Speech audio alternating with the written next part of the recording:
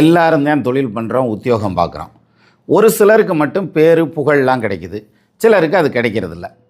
இதில் யாருக்கு இந்த பேரு புகழ் கிடைக்குங்கிறத எப்படி தெரிஞ்சுக்கலாம் அப்படின்னா, இது சிம்பிளாக தெரிஞ்சுக்கலாம். லக்னத்துக்கு 10ஆம் இடத்துல கிரகம் இருக்கான்னு பாருங்கள். அதே மாதிரி ராசிக்கு 10ஆம் இடத்துல கிரகம் இருக்கான்னு பாருங்கள்.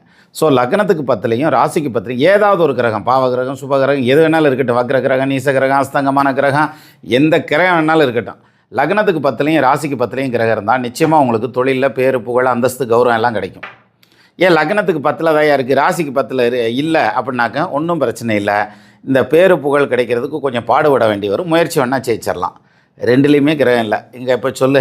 அதாவது லக்னத்துக்கு 10லையும் கிரகம் இல்லை, ராசிக்கு 10லையும் கிரகம் இல்லை அப்படின்னா ஏதாவது ஒரு நல்ல கிரகம் இந்த ராசிக்கு 10யோ லக்னத்தை 10யோ பார்த்துருந்தா கூட அவங்க வாழ்க்கையில் ஜெயிப்பாங்க. ஆனால் 2 பக்கமும் கிரகம் இருக்குதுன்னு சொன்னேன் பாருங்கள், அந்தளவுக்கு ஜெயிக்க முடியலைனாலும் அதில் ஒரு அறத்திட்டத்துக்கு ஒரு 50%ஆவது ஜெயிப்பாங்கங்கிற மாதிரியான அமைப்பு உண்டு.